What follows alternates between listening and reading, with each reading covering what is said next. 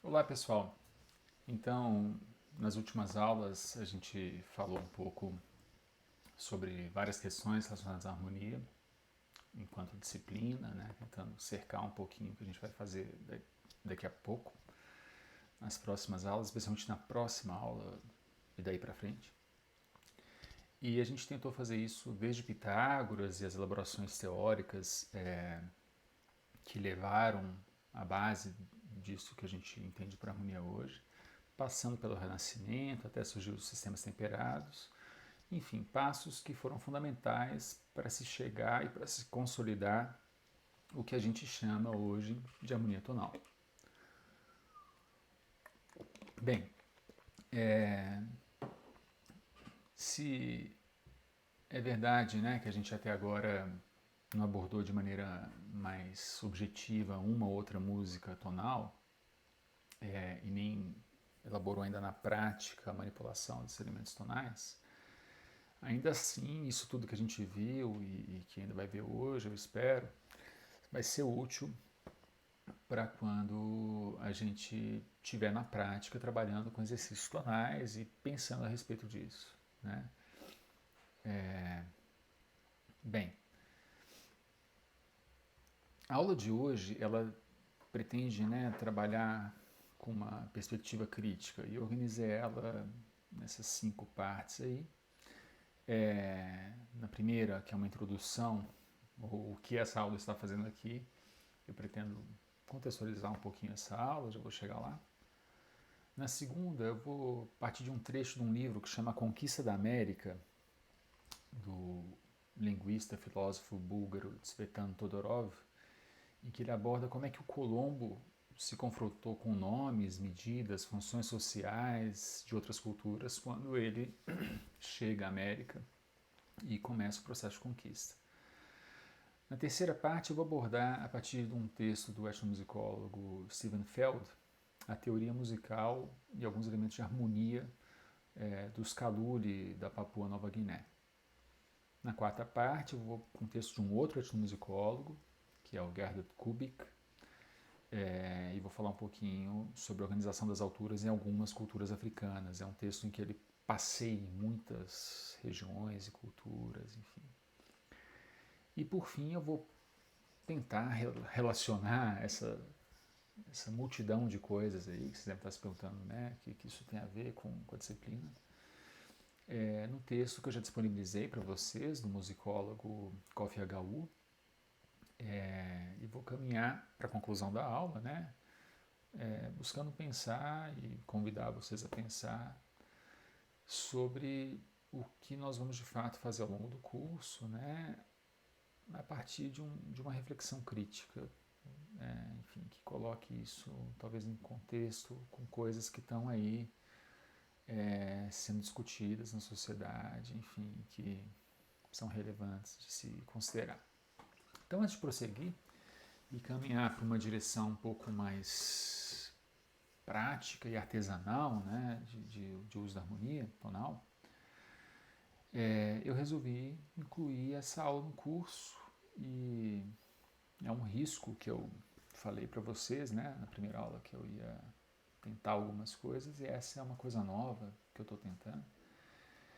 E de certa maneira o propósito geral é pensar, né, ou sonhar em um aprendizado menos complacente e um pouco mais crítico de harmonia, mas não só de harmonia na verdade, né, de coisas que a gente aprende numa escola de música, enfim.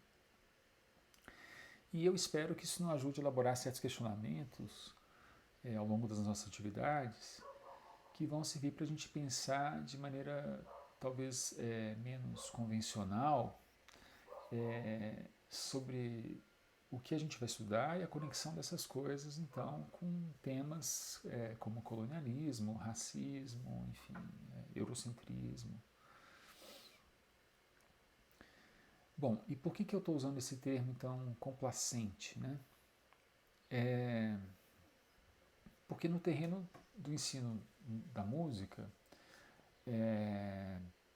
realizado em conservatórios, universidades, enfim, agora pelo YouTube, a gente aprende de maneira quase subliminar a considerar que 300 anos de música, eu já falei um pouquinho sobre isso, né? Que esses 300 anos de música de concerto europeia, e essa música é por excelência a música tonal, a música que forma a base dessa harmonia tonal que a gente vai estudar. A gente aprende que essa música deve ocupar um lugar central do nosso aprendizado, na maneira como a gente pensa, como a gente analisa, como a gente toca, como é que a gente compõe. E quando a gente fala de tonalismo, né, que é uma maneira de nos referirmos a todo um sistema de pensamento que engloba essa música, a gente se refere muito claramente então a música desses 300 anos e as músicas que dela decorrem, mesmo as músicas populares, tonais, enfim, a gente está fazendo uma referência geral. E há, claro, uma generalização nessa palavra, né? Mas que, no entanto, ela identifica bem por esse termo, né? Eu pelo menos vejo menos problemas nesse termo do que em outros, como eu vou falar, aquilo que o HU resume muito bem quando ele diz que o tonalismo é esse sistema hierarquicamente organizado de relações entre alturas movidas por desejos semitonais. Então, entendendo aqui por esse resumo muitíssimo sintético e ao mesmo tempo eu acho extraordinário, né? Alturas movidas por desejos semitonais, um paradigma harmônico, discursivo, que estrutura músicas a partir de tensões que nos levam a desejar resoluções, né? Então, há uma administração de tensões e resoluções, seja quando a gente está compondo, escrevendo, seja quando a gente está tocando. E com isso, né, essa música cria uma certa força motriz, que ela é linear, ela é direcional, ela é discursiva, ela é teleológica, ela almeja um fim. Bem, se a gente pensa nas músicas, e não só nas músicas, né, também nas sociedades, enfim, maneiras de ver o mundo, se a gente extrapola essa ideia de desejo administrado, que eu acho muito boa, para outras instâncias, como por exemplo hoje a gente pode pensar em rede social, mídia, enfim, outras políticas, tudo que você quiser. Se a gente pensa então em músicas em sociedades que não têm esse paradigma, né, como processo estruturante, mas especialmente as músicas, tá? Não é curioso que quando a gente se refere a elas, a gente utiliza muitas vezes um critério que ele é negativo ou referencial. Então, aqui no caso, né, do tonalismo, por exemplo, quando a gente fala, isso não é nem de outras sociedades ou de outras culturas, mas vale a pena pensar. A gente fala sobre atonal, não tonal, pantonal, pós-tonal, para nos referirmos a uma música que acontece depois desses 300 anos, né? A própria Europa, a gente está sempre fazendo referência ao tonal, seja por negação ou por extrapolação, ou como uma sucessão, né? Acontece depois do tonalismo, não é tonalismo, ou é mais do que um tonalismo, é vários tonalismos, né? O pantonal. E de outro lado, ainda que seja uma generalização que é menos explícita, ela também é negativa em termos mais amplos, quando a gente fala de modalismo, porque a gente coloca nesse balaio, nessa grande cesta do modalismo, práticas, teorias e culturas musicais que nada tem a ver umas com as outras, além do fato de talvez, e às vezes isso é um talvez mesmo, é hipotético, usarem em um ou outro momento certas escalas musicais que podem ter alguma semelhança e, claro, não são tonais, né? Não estão movidas por tensões e resoluções nos termos do tonalismo. Então também além de homogeneizar uma diversidade enorme de coisas, se homogeneiza pela diferença com o tonal. Não é tonal, então tem uma lógica modal. E, aliás, modal é uma definição de própria música europeia pré-barroco, né? Quer dizer, então é interessante pensar a partir disso, né, o que torna possível, do ponto de vista epistemológico, de uma maneira como o conhecimento funciona, a gente colocar em oposição 300 anos de música europeia, e claro, as músicas decorrentes dessa música, né, dessa maneira de pensar a música, e todas as outras músicas de tantos tempos e espaços diferentes. Enfim, ou quase a totalidade das músicas, né? A partir dessas palavras que nomeiam antes a ausência de uma maneira como se pensa a música no tonalismo, do que pela especificidade de cada uma dessas várias culturas, tempos, gêneros, enfim. Então, a partir daí que eu queria caminhar, e espero que fique claro um pouquinho o propósito dessa aula, então, para a disciplina. Bem, em forma de parábola, então, eu queria começar com alguns trechos desse livro, A Conquista da América, do Tsvetan Todorov, que é um linguista, filósofo búlgaro, que toma esse tema histórico tão marcante, né, que é a conquista da América, para pensar a questão do outro. Ou seja, a alteridade, a noção que um eu faz de um outro. Colocar em termos vagos assim, de início, também porque o Todorov começa o livro um pouco por aí. E é um trecho do livro, o Todorov chama a atenção para a necessidade que o Colombo tem de dar nomes a baías, montes e territórios, depois de ter gastado todos os nomes de santo que ele já tinha utilizado para nomear, mas sempre ignorando os nomes já existentes dados pelos nativos. Então tem esse trecho aí, né? Colombo sabe perfeitamente que as ilhas já têm nome de uma certa forma, nomes naturais, mas em outra acepção do termo. As palavras dos outros, entretanto, não lhe interessam muito. E ele quer rebatizar os lugares em função do lugar que ocupa em sua descoberta, dar-lhe nomes justos, né, entre aspas. A nomeação, além disso, equivale a tomar posse. E aí o Todorov ele vai citar vários trechos de diários e cartas e documentos históricos em que o Colombo faz isso, no que ele chama de um furor nominativo, né? Uma necessidade de dar um nome a tudo, de batizar as coisas. E aí em seguida ele continua abordando a dificuldade que o Colombo e os seus comandados, né, têm para compreender o que seria a palavra cacique.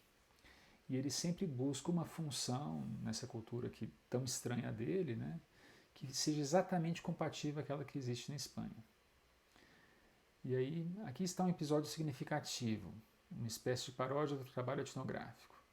Tendo aprendido o vocábulo indígena cacique, Colombo preocupa-se menos em saber o que a palavra significa na hierarquia convencional e relativa dos índios, do que ver o que a palavra espanhola corresponde exatamente, como se fosse óbvio que os índios estabelecem as mesmas distinções que os espanhóis, né, na sociedade deles.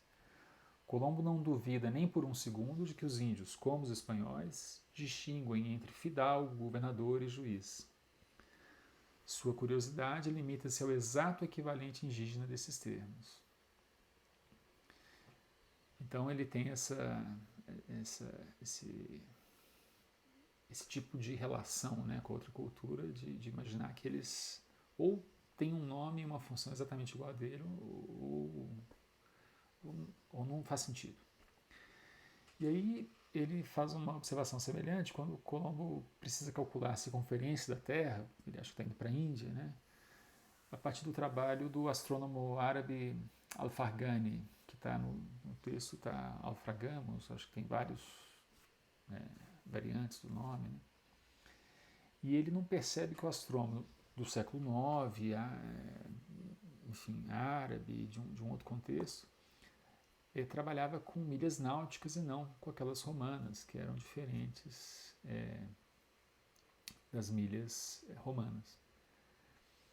Colombo aceita a autoridade do astrônomo árabe Alfragamos, ou Al-Farghani, que indica com bastante correção a circunferência da Terra, mas exprime-a em milhas árabes, 1/3 superiores às milhas italianas, às quais o Colombo está acostumado. Ele não pode conceber que as medidas sejam convenções, que o mesmo termo tenha significados diferentes segundo diferentes tradições, ou línguas, ou contextos. Então ele traduz tudo em milhas italianas. Colombo não reconhece a diversidade. E aqui é um outro trecho que ele está falando que o Colombo queria levar 6 nativos para a Espanha para ensinar eles a falar. E não era ensinar a falar espanhol, ensinar a falar. Aí ele diz: Colombo não reconhece a diversidade das línguas. E por isso, quando se vê diante de uma língua estrangeira, só há 2 comportamentos possíveis e complementares: reconhecer que é uma língua e recusar-se a aceitar que seja diferente, ou seja, que não tenha exatamente as mesmas palavras para juiz, fidalgo, governador e tudo mais, ou então reconhecer a diferença, mas recusar-se a admitir que seja uma língua, achar que é uma espécie de pré-língua, alguma coisa assim. Agora que eu estou vindo na frente, ficar menorzinho aqui para não incomodar a leitura de vocês. Bom, o que é simbólico aqui é essa impossibilidade de compreender o outro, né? E claro, quando eu falo de compreender o outro, eu não estou falando de analisar e categorizar o outro segundo o que eu penso, as minhas palavras, as minhas medidas, as minhas regras, as minhas teorias. Eu estou falando de tentar compreender o que o outro traz como palavra, como medida, como regra, como teoria, como concepção de mundo. E aí, deixando bem claro aqui que eu não sou etnomusicólogo, não estou por dentro das últimas, vamos dizer assim, movimentos teóricos da área. Mesmo assim, eu resolvi trazer 2 trechos de textos de etnomusicólogos para ilustrar, mesmo que muito breve, né, e de maneira, como eu falei, assim, pouco informada da atualidade de certas questões da área, questões relacionadas à harmonia em outras culturas e como essa dificuldade do Colombo em compreender o outro é algo que, queiramos ou não, infelizmente também está presente em nós mesmos, quando a gente tenta entender uma outra harmonia, uma outra música. E apesar de eu ter conseguido traduzir a tempo para vocês o texto da HU, que me atrasou até um pouco para subir o vídeo dessa aula, junto com outras questões burocráticas da universidade que eu tive essa semana, eu não consegui traduzir esses 2 textos, que são um pouquinho grandes, mas de qualquer maneira eu vou disponibilizar eles na página da Disciplina do Moodle para quem tiver interesse. Eu recomendo muito a leitura, acho que é muito legal, e inclusive tentar ir atrás de exemplos na internet mesmo. Algumas coisas eu encontrei, são legais, eu não consegui fazer uma playlist assim. Algumas coisas eu separei, mas outras vocês que têm que ir atrás se tiver interesse, tá bom? E acho que talvez até seja melhor assim, porque aí o interesse é mais genuíno, né? Então, nosso primeiro caso é aquele dos Kaluli, que é um subgrupo dos Bossave de Papua Nova Guiné, na Oceania. E a gente vai ver isso a partir do artigo do Stephen Feld, Flow Like a Waterfall, The Metaphors of Kaluli Musical Theory, que é flua ou flui como uma cachoeira, as metáforas da teoria musical dos Kaluli. E aí está a região, se vocês quiserem saber, em torno do Monte Bossave, e os Kalulis são um subgrupo desse povo Bossave que vive em torno desse monte. Então, o Feld abre o texto dele apresentando algumas considerações sobre a relação entre linguagem, discurso sobre música. E ele aponta, né, que a linguagem ela codifica um certo vocabulário musical em um léxico que possibilita que os falantes dessa língua conversem, né, de uma maneira socialmente significativa, compreensiva, sobre questões relacionadas à estrutura, ao conteúdo da música, o significado dela, elementos de construção, enfim. Para o Feld, né, organizado sistematicamente em arranjos cognitivos, esses léxicos, esse vocabulário, criam campos semânticos, né, que são como categorias de pensamento que transformam aquelas coisas que a gente percebe quando escuta uma música em conceitos que eu posso compartilhar, discutir. Né? Quando a gente fala de colorido, harmônico, maior, eu estou conceptualizando uma coisa que eu percebo, né? Ou que eu aprendi a dar nome. Então, o argumento do Feld é que esse tipo de processo ele é feito a partir de metáforas. E que se a gente quiser entender, né, os conceitos musicais de um povo, é necessário entender essa dimensão linguística, metafórica, que serve de base para uma teoria musical. Bem, enquanto na primeira parte ele vai fazer essa reflexão, que eu tentei resumir aí muito rapidamente sobre linguagem, teoria musical, metáfora,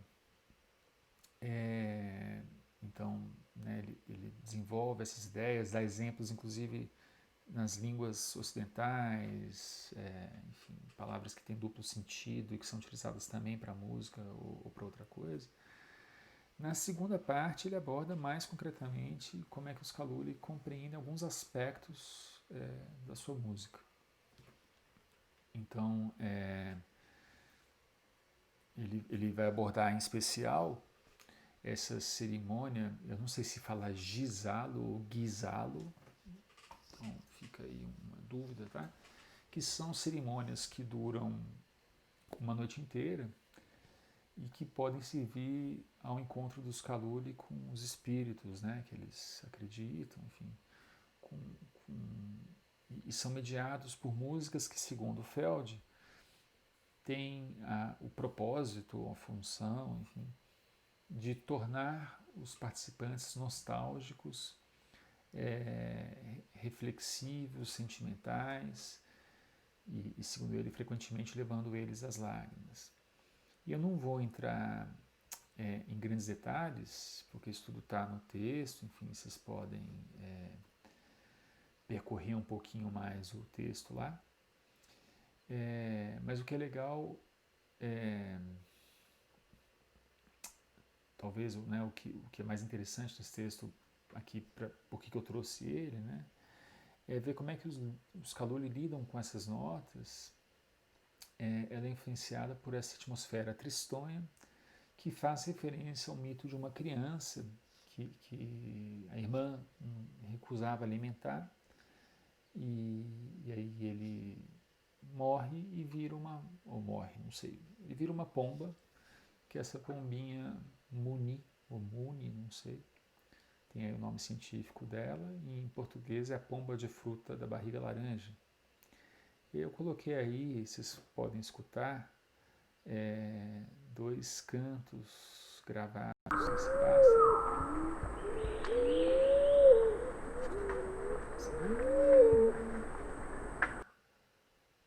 Tem dois aí, e aqui o site vocês podem encontrar outras versões, outras gravações, tá?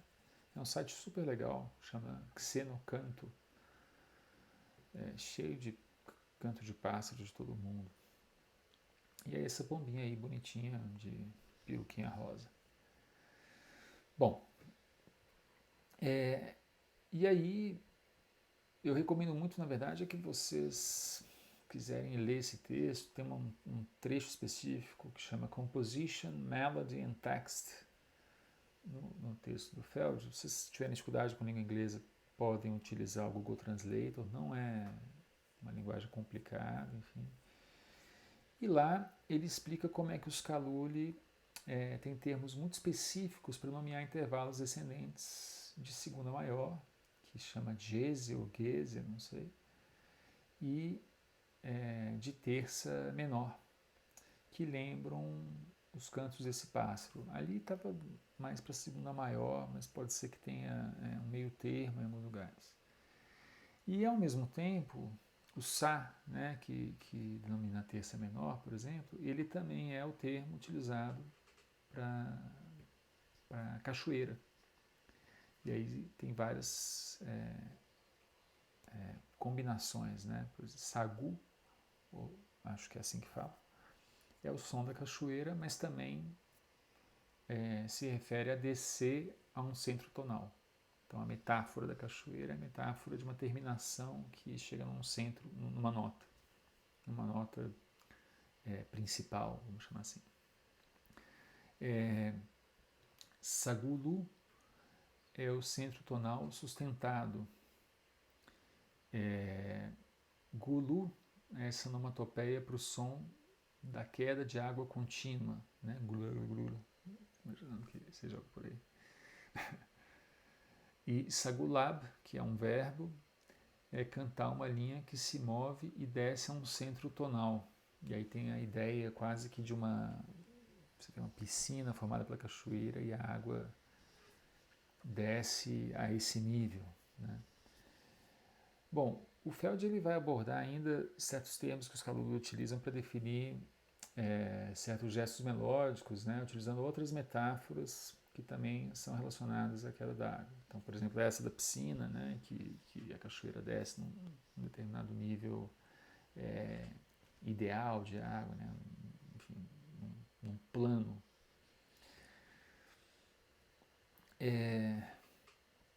E mais adiante, ele resume desse jeito aí, né? Então, para sumarizar, há 9 termos básicos na terminologia Kaluli para intervalos e contornos melódicos do Gisalo, ou Gisalo, enfim.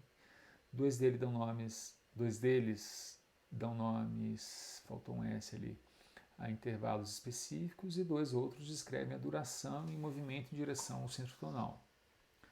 Os outros 5 descrevem padrões de movimento melódico descendente, nivelado ou ascendente.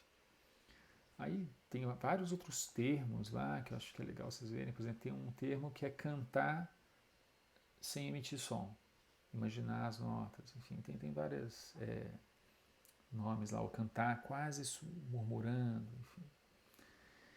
E aí, mais para frente, só para terminar assim, os comentários em torno desse texto, o Feld ele aborda também esse tiab, que é quase que um cânone, as vozes do coro parecem que elas reverberam a voz principal. E aí, conversando com os Kaluli, né, o Feld sugere que as demais vozes seguem a voz principal, e aí a resposta deles é essa. Meus amigos Kaluli riram e disseram que uma música não é algo que segue, não faz sentido seguir, é algo que se eleva, dispondo camadas sonoras acima e no meio umas das outras, né? Então uma ideia totalmente diferente do que é textura, de como é que as vozes se juntam, enfim. E escutem, eu coloquei aqui 2 links, um é do YouTube e outro é do Spotify, mas acho que tem que ter assinatura, não sei bem como é que funciona, só testei pôr aí, e isso vai acontecer mais lá no meio da peça, da música, da gravação, enfim, peça. Tá vendo como é que a gente usa os nossos termos para falar dos outros, né? E no final do artigo tem uma análise. Eu acho que é exatamente essa gravação aí, porque esse disco foi feito com supervisão do Stephen Feld. Bem, seguindo, um segundo texto que eu quero abordar um pouco mais rápido é esse African Tone Systems Reassessment, né, que seria sistemas tonais ou sistemas de altura, ou até de afinação também, embora não seja tuning aí, africanos, uma reavaliação ou reconsideração desse etnomusicólogo, acho que ele é austríaco, que é o Gerhard Kubik. E esse texto é interessante porque ele permite um pouco a gente interconectar alguns assuntos que a gente falou até aqui. Os sistemas de afinação, as teorias musicais a partir de metáforas e cosmologias também, de certa maneira, enfim, maneiras de ver o mundo, né? E o tema de uma epistemologia da música, ou de uma concepção de teoria da música que não seja tão marcada, né, por esse pensamento colonizado. E para isso eu vou citar apenas alguns trechos do texto, né, o que eu pretendo talvez retomar um pouquinho, ou fazer referência na conclusão, legal, a partir do HU, tá, que eu pedi para vocês lerem, enfim. E aí ele está falando desse povo em PME, eu não sei o que se fala assim, na região sudoeste da República Centro-Africana, e ele fala como é que as notas das calimbas e marimbas e xilofones, enfim, de certos instrumentos, são conceptualizadas como se fossem membros de uma família. Então tem uma nota principal que é o chefe da família, e aí as paralelas elas vão recebendo nomes de as esposas, porque tem culturas que são poligâmicas, enfim, e tem essa ideia.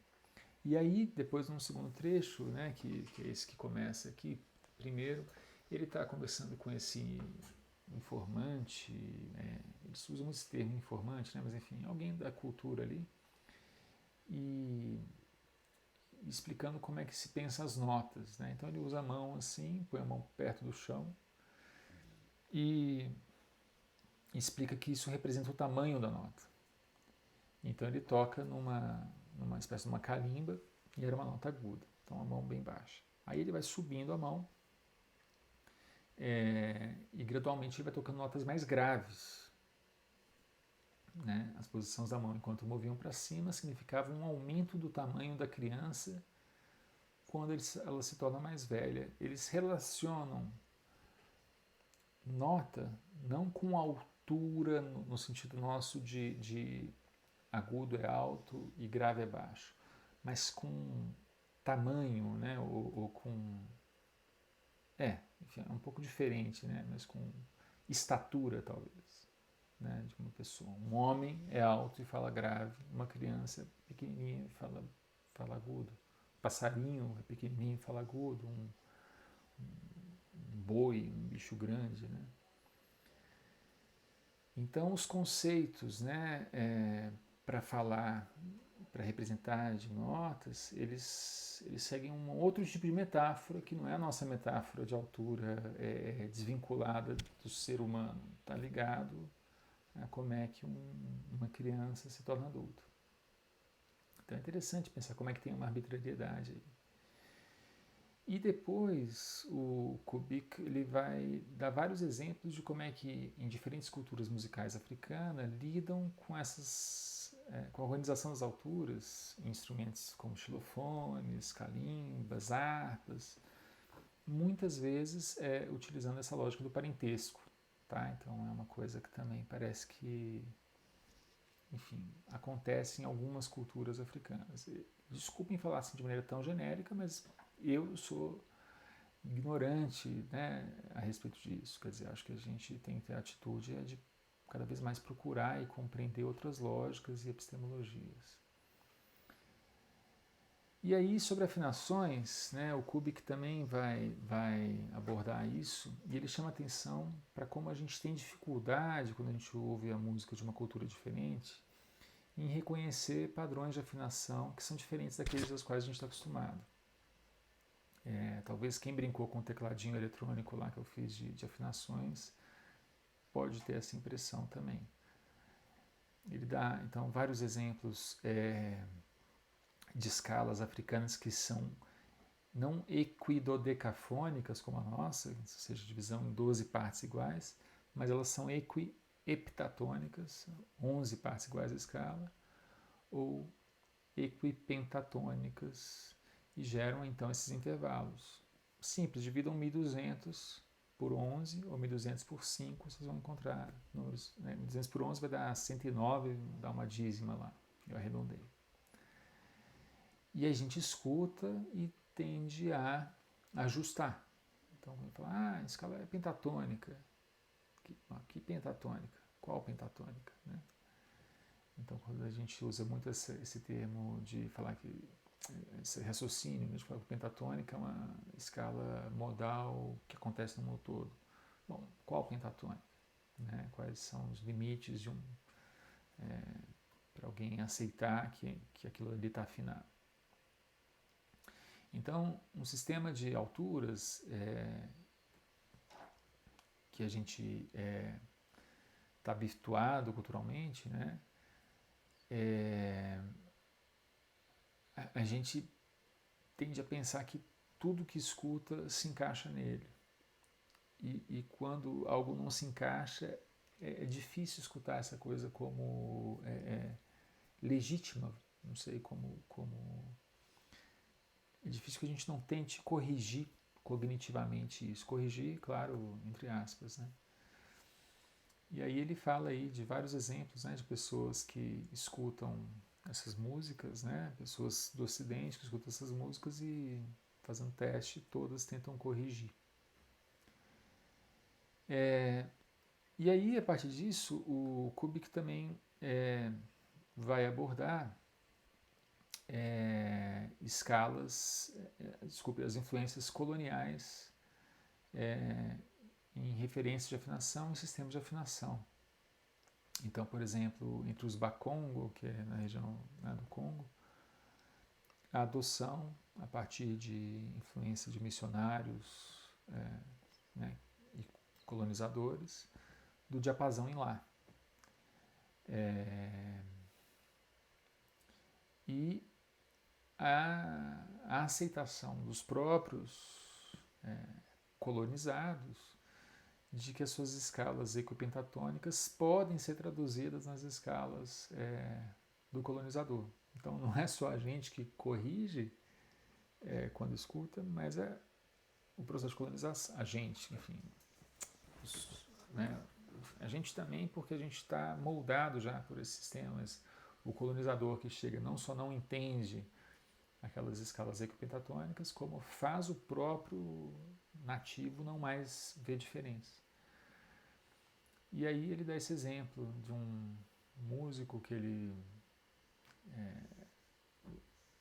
vai à região lá de Uganda para escutar essa escala Kiganda, que seria equipentatônica, né, em distâncias de 240 cents, e ele toca no piano as escalas, as músicas, e aí em afinação igual.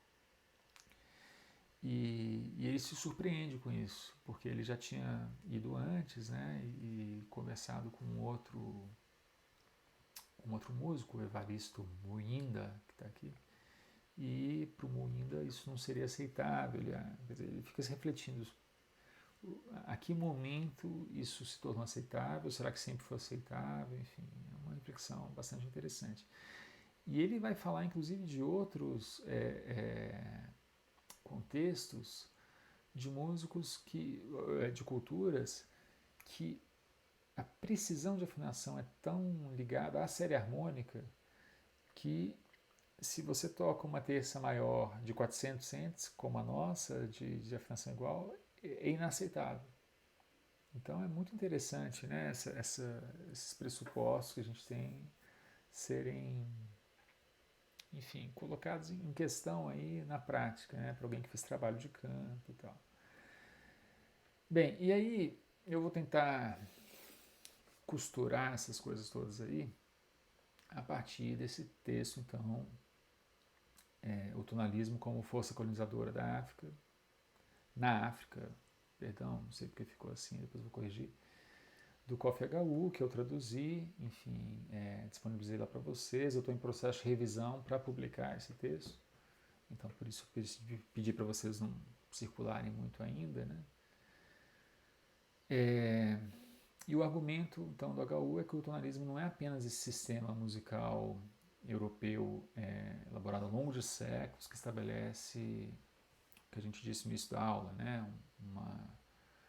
Uma lógica de administração do desejo semitonal, ou seja, das tensões e resoluções, mas ele também é uma arma, né? Ele é a imposição de um aspecto musical de uma cultura dominante, tal como acontece na conquista de terras e de culturas, com as línguas, com as vestimentas, com os modos de troca de mercadoria, com hábitos de alimentação, etiqueta, e aí vai longe, né?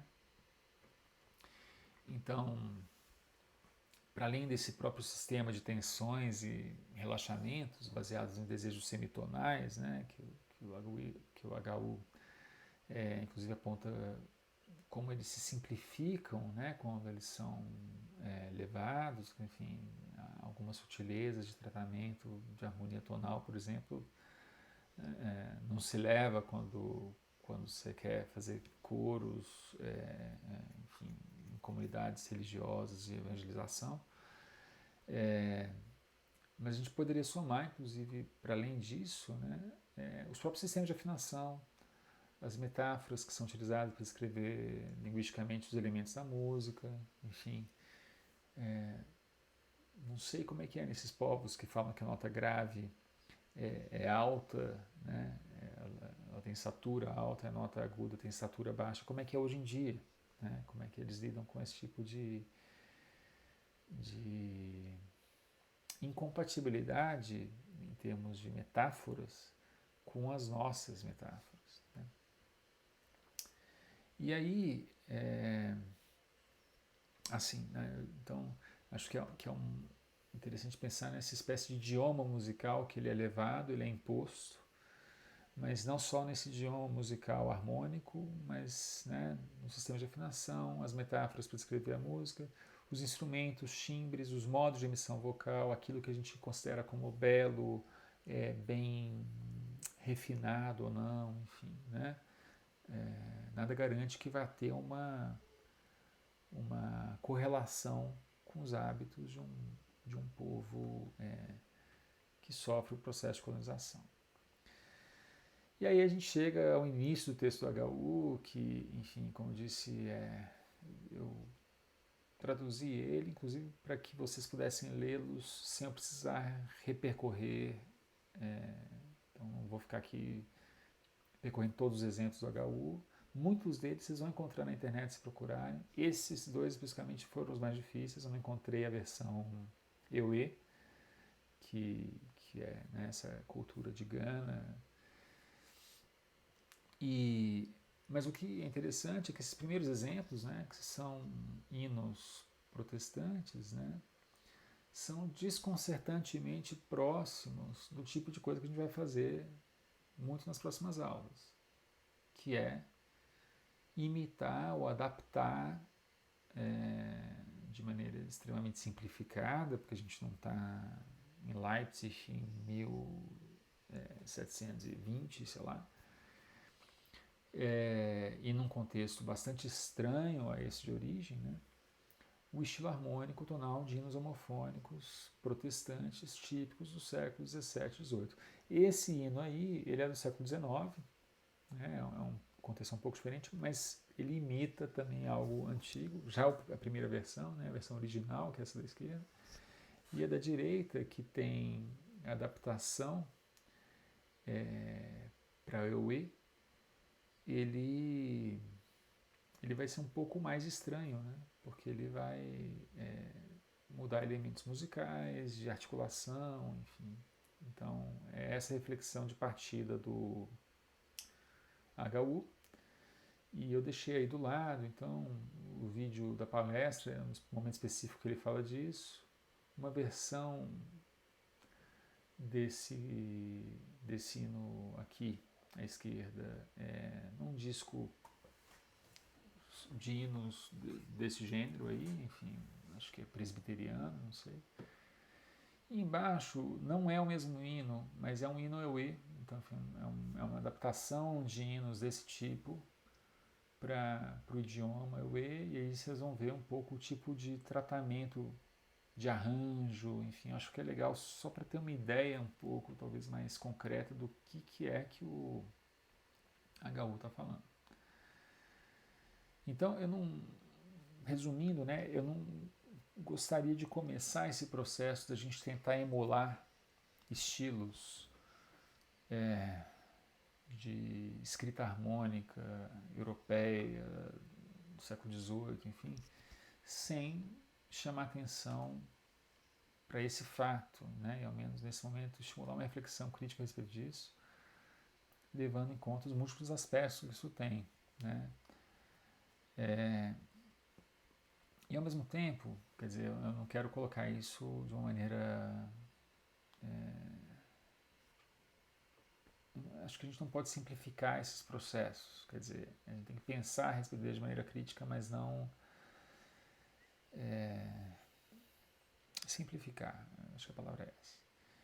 Então, por exemplo, né, queiramos ou não, nós somos o resultado de um processo colonial. Eu estou dando essa aula em português, né? Nós somos o reflexo desse processo. E assim, né, nesses tempos em que a gente é muito empurrado para aceitar ou rechaçar totalmente uma prática, uma ideia, eu acho interessante a gente pensar em termos menos extremos ou menos limítrofes do que aquele por exemplo, uma atitude mais radicalizada seria rechaçar totalmente o estudo de música tonal. Não é para isso essa aula, por favor. Vamos pensar um pouco mais, né? Levar ao extremo, então a gente não precisa mais ter alguns livros de biblioteca e joga fora. Não é isso. É repensar o lugar e como é que a gente lida com essas coisas, né? Acho que um bom exemplo é dessas estátuas que foram retiradas de praça agora e coloca-se um museu com uma reflexão profunda sobre o que é o processo colonial. Né? Eu não acho de maneira nenhuma que não tem que se tirar da praça pública, tem que se mudar de lugar. Essa mudança de lugar é essencial. Bem,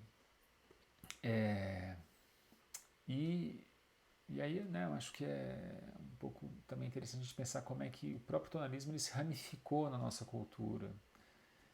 Se não me engano, é um termo que o próprio Felt utiliza, né, de ramificação cultural. Agora, confesso que eu fiquei na dúvida de onde é que me veio, mas não é meu. Tá? É melhor do que sincretismo cultural, ou, não sei, ou assimilação, enfim, eu acho interessante pensar que as coisas também têm uma ramificação. E não é que ela não seja violenta em certos momentos, ou que ela não tenha, né, um passado complexo. Mas se a gente pensa que a nossa cultura hoje, que tem o samba, que vem, ou o chorinho, né, que vem de músicas anteriores como machixe, o lundu, ou mesmo diversas músicas populares que são tonais, né, elas emergiram disso aí, né, de violência colonial, enfim, de aspectos complexos para a gente pensar, e, no entanto, formam uma identidade até cicatrizada nossa. Né? Então, acho que é interessante pensar nisso. E aí, para concluir, então, um pouco nesse dilema aí, que eu, como eu falo, não gostaria que se simplificasse, mas que a gente pensasse na complexidade desse tema mesmo, tem esse texto do Benjamin que chama Sobre o Conceito de História. O pessoal que estuda história, a nota fiche, leitura obrigatória. E a aula já está longa, eu acho que me basta fechar com a própria citação e convidar a gente para pensar um pouquinho sobre essa complexidade histórica, né? Compreendendo, né, que todos esses monumentos, a gente fala de músicas monumentais, né, a gente usa esse tipo de termo, eles têm uma dupla face, ou mais do que uma dupla face, na verdade, múltiplas faces. E, enfim, vou para a citação e fecho com isso, tá bom? Então, diz o Benjamin, em um dos pontos do ensaio, todos os bens culturais que o historiador vê têm uma origem sobre a qual ele não pode refletir sem horror. Eles devem sua existência não somente ao esforço dos grandes gênios que os criaram, como a corvéia anônima dos seus contemporâneos. Nunca houve um monumento da cultura que não fosse também um monumento da barbárie.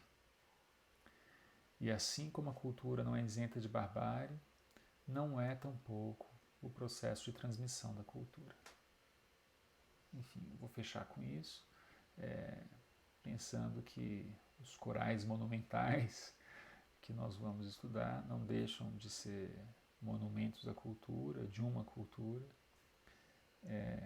Eles não chegam a nós apenas de maneira doce, singela e suave, né? Eles nos chegaram também a partir de um processo de violência, de aculturação, enfim. Bem, só para antecipar, a partir da próxima aula, então, a gente entra em tópicos um pouco mais objetivamente ou pragmaticamente ligados à harmonia tonal. E eu também vou colocar em breve, me pediram, um calendário para vocês se planejarem melhor com relação tanto aos encontros síncronos quanto à entrega de trabalhos, tá bom? Espero conseguir subir nessa semana ainda, aula 5 e a 6, tá? Eu me atrasei um pouco semana passada, enfim, expliquei para vocês um pouco o contexto disso. Mas, enfim, logo a gente entra em sincronia, ok? Obrigado e até a próxima.